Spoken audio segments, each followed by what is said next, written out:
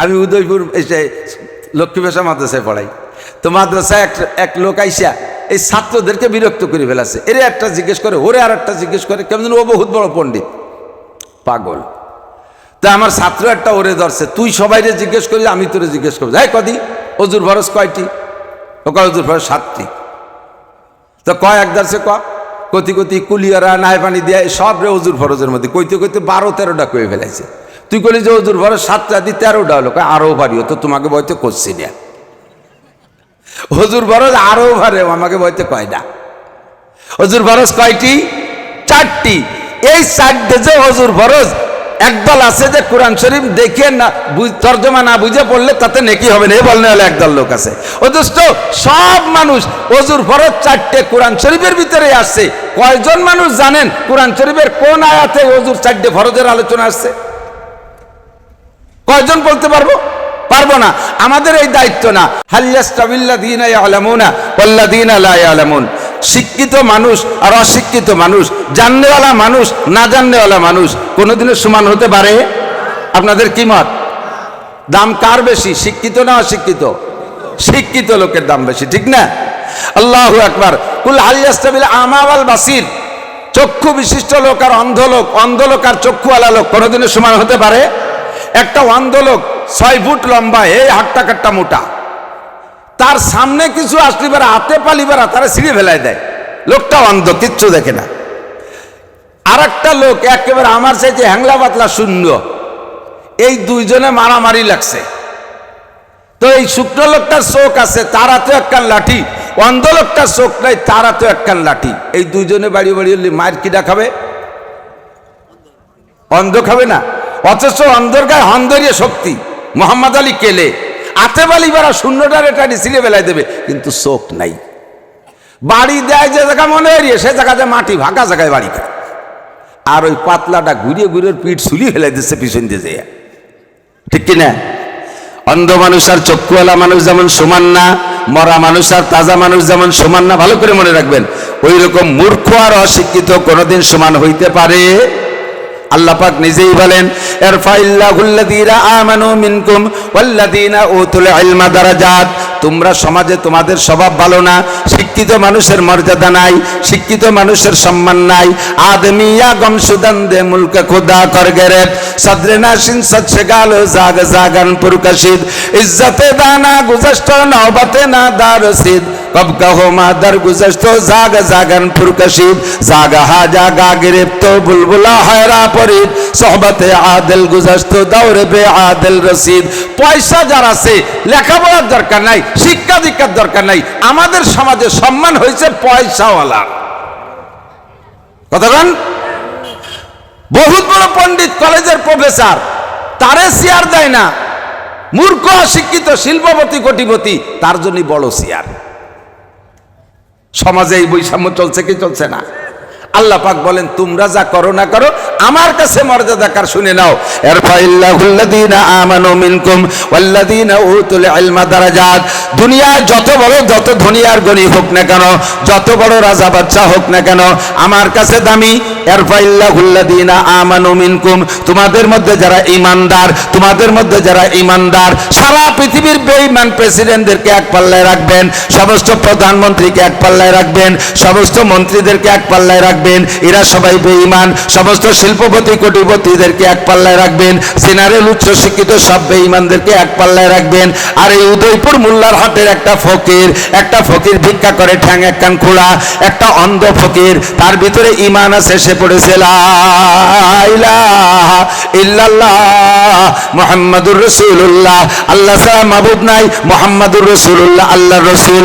এই কথায় যদি লোকটা বিশ্বাসী হয়, ঈমানদার, এই ঈমানদার খোলা লোকটারে আরেক পাল্লায় দিলে সারা দুনিয়ার সব ওই বেঈমানদের পাল্লার চাইতে এই খোলা ঈমানদারের পাল্লার ওজন বেশি হইয়া যায়।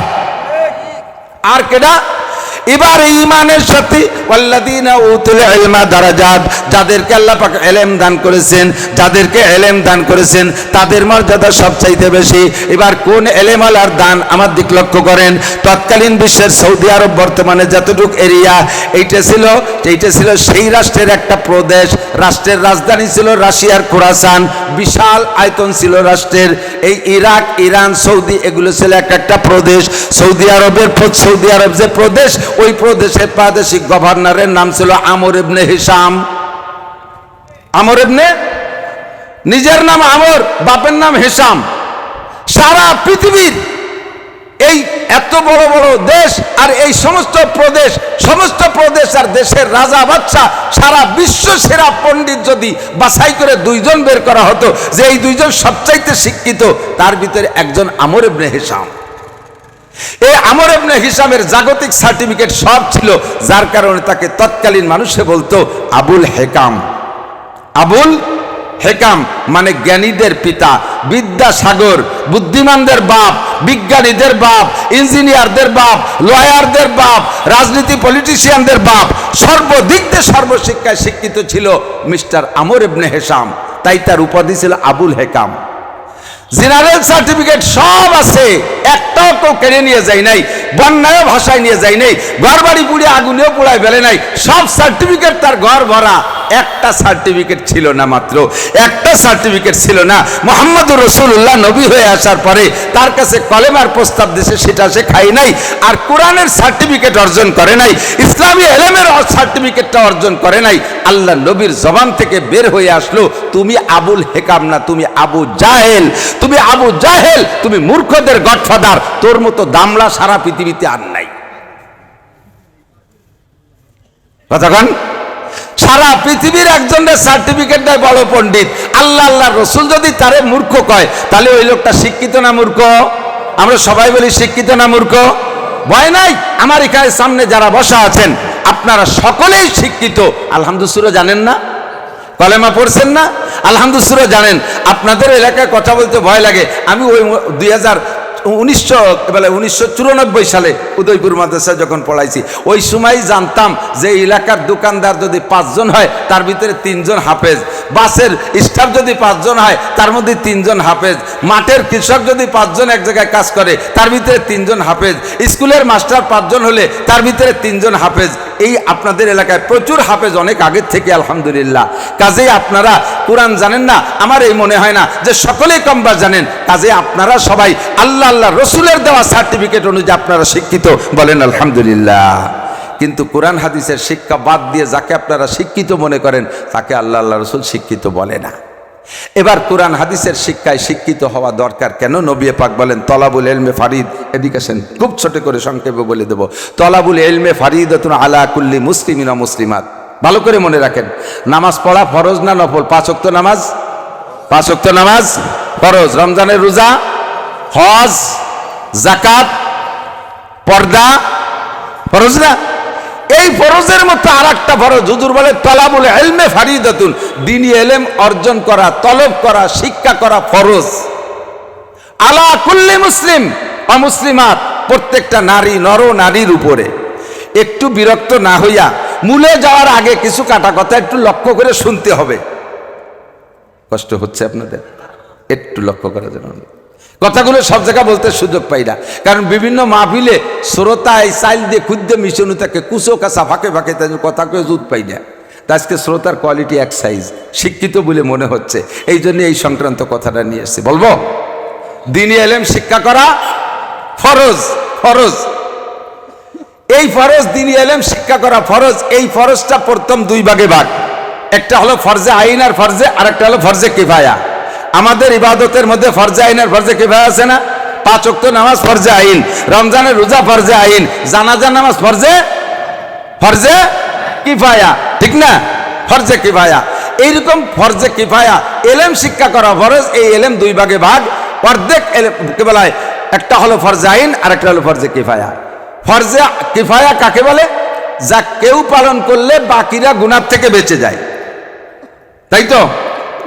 এই পরিমাণ ইলম যার দ্বারা মুসলিম সমাজের সকল সমস্যার সমাধান দিতে পারে, যে কোনো ফতোয়ার জবাব দিতে পারে, যে কোনো সমস্যায় পড়লে এই সমস্যার সমাধান আনতে আর এক দেশে যাওয়া লাগে না। এইরকম যোগ্য বিজ্ঞ মুহাক্কিক মুফতি আলেম প্রত্যেক এলাকায় কমপক্ষে 1-2 জন থাকা, এটা হলো ফরজে কিফায়া। সবাই মৌলানা হতে হবে, সবাই মুফতি হতে হবে, সবাই মুহাদ্দিস হতে হবে তা জরুরি না। এই মুফতি মুহাদ্দিস বিজ্ঞ আলেম আঞ্চলিকভাবে 1-2 জন হলেই যথেষ্ট, যে আমরা যে কোনো সমস্যায় পড়লে উদয়পুর মাদ্রাসায় যাইয়া মুফতি সাহেব হুজুরের কাছে জিজ্ঞেস করলে সমাধান নিয়ে আসতে পারি। এইরকম মুফতি আঞ্চলিকভাবে 2-1 জন থাকা ফরজে কিফায়া। বলা হয় যে দেশ যদি ছোট হয় সারা দেশে 1 জন হলেও যথেষ্ট। আমাদের বাংলাদেশ যতটুকু আছে 7টা বিভাগে, 7 বিভাগে 7 জন হলেই যথেষ্ট। তারপরে 64টা জেলা, আল্লাহর রহমতে 64 জেলায় 64 জন আছে। আল্লাহর রহমতে যতগুলো থানা আছে প্রত্যেকটা থানায় কম বেশ এমন এমন যোগ্য বিজ্ঞ আলেম আছে যার 1-2 জনে পুরো থানার সমস্ত মাসালার সমাধান দিতে পারে। এই ফরজে কিফায়া ওনরা আদায় করে ফেলাইছে। আপনারা সবাই গুনাহ থেকে বেঁচে গেছেন, জোরে কেন আলহামদুলিল্লাহ। 2 নম্বর হলো ফরজে কিফায়া আইন। ফরজে আইন কাকে বলে? ফরজে আইন হলো তলাবু ইলমিল হাল, এনিম্যান এভরিবডি, প্রত্যেকটা মানুষের জীবন যাপনের জন্য পয় পবিত্রতা থেকে নিয়ে ইমানের থেকে নিয়ে মরণকাল পর্যন্ত নামাজ, রোজা, কলেমা, হজ, যাকাত, তিলাওয়াত, পর্দা, পুশিদা, হালাল, হারাম, এইগুলো এই জাতীয় যত ইবাদত আছে, এই ইবাদতগুলো শুদ্ধভাবে করতে যে পরিমাণ এলেম লাগে, এটা প্রত্যেকটা মুসলমানের উপরে, নারী নরনারী সকলের উপরে ফরজ। বুঝেন? ওযুর ফরজ কয়টি? জোর হলো না কয়টি? তাও সবাই কয় না, বোঝা গেল যে এর মধ্যে মিস আছে। গোসলের ফরজ কয়টি?